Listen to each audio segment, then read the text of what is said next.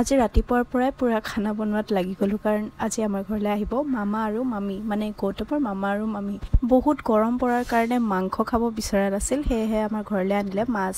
আৰু ক'লে যে জিকা আৰু মাছ বনাবলৈ কাৰণ গৰমত জিকা মাছ খাই ভাল লাগে টেঙা চেঙা দি আজি ইমান স্পেচিয়েল বুলি একো বনোৱা নাই মই একেবাৰে চিম্পলকৈ বনাইছোঁ সেইকাৰণে কৈ যোৱা নাই আৰু কেনেকৈ বনাইছোঁ কাৰণ ভিডিঅ'টোত আপোনালোকে দেখিয়ে পাইছে মই কেনেকৈ বনালোঁ আৰু গৰম দিন যিহেতু ইমান বেছি একো খাবও মন নাযায় সেয়েহে আজি একদম চিম্পলকৈ বনাইছোঁ জিকা আৰু আলুখিনি প্ৰায় সিজিছেগৈ আৰু অলপ পিছত পানী দিব লাগিব এইফালে মোৰ বনাই চাওকচোন ঘামি জামি অৱস্থা নাই আৰু কালি কি হ'ল জানেনে আমি যোনটো এৰিয়াত থাকোঁ সেইটো এৰিয়াত গধূলি 7টা বজাৰ পৰা গোটেই ৰাতি কাৰেণ্ট নাই আৰু ৰাতিপুৱা 5টামান বজাত হয়তো কাৰেণ্ট আহিছে আৰু গোটেই ৰাতি শুব পৰা নাই এফালে মোৰ জিকা আৰু মাছৰ তৰকাৰীখিনি হৈ গ'ল লাষ্টত মই অলপ নেমু চেপি দিছিলোঁ টেঙা হ'বৰ কাৰণে